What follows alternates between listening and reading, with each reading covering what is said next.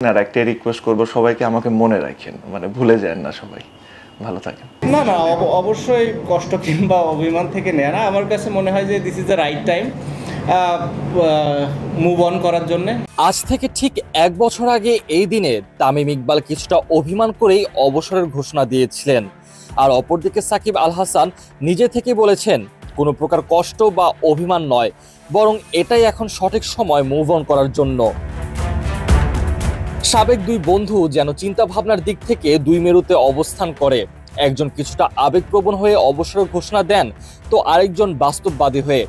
তামিম ইকবালের অবসরের পরে দেশের মাটিতে যেন ঝড় বয়ে গিয়েছিল। তামিম কেন খেলবেন না তা নিয়ে হয়েছিল ব্যাপক সমালোচনা।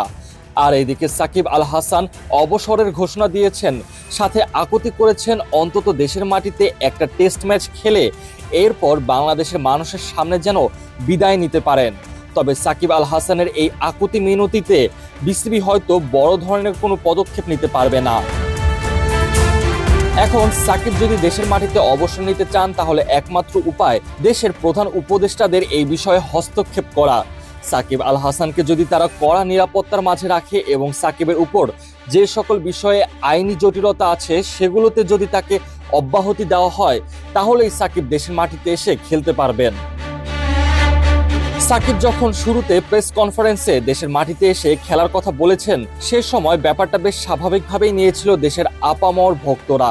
অনেকে চিন্তা করে রেখেছিলেন দেশের মাটিতে যে টেস্ট ম্যাচ হবে, যেটা সাকিবের ক্যারিয়ারের শেষ টেস্ট ম্যাচ, সেই ম্যাচকে ঘিরে অনেক কিছু করার পরিকল্পনা করেছিল।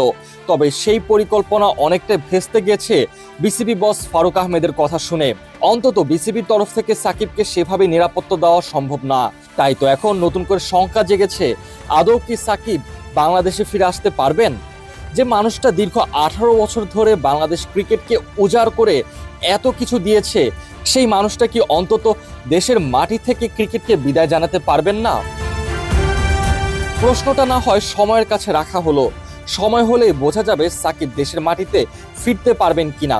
তবে যেই মানুষটা বাংলাদেশের হয়ে এত অর্জন এনে দিয়েছেন, যার কারণে বিশ্ব ক্রিকেটে বাংলাদেশ মাথা উঁচু করে দাঁড়াতে পারে, সেই সাকিব আল হাসান অন্তত দেশের মাটিতে যেন অবসর নিতে পারে, এইটাই চাওয়া কোটি ক্রিকেট ভক্তের।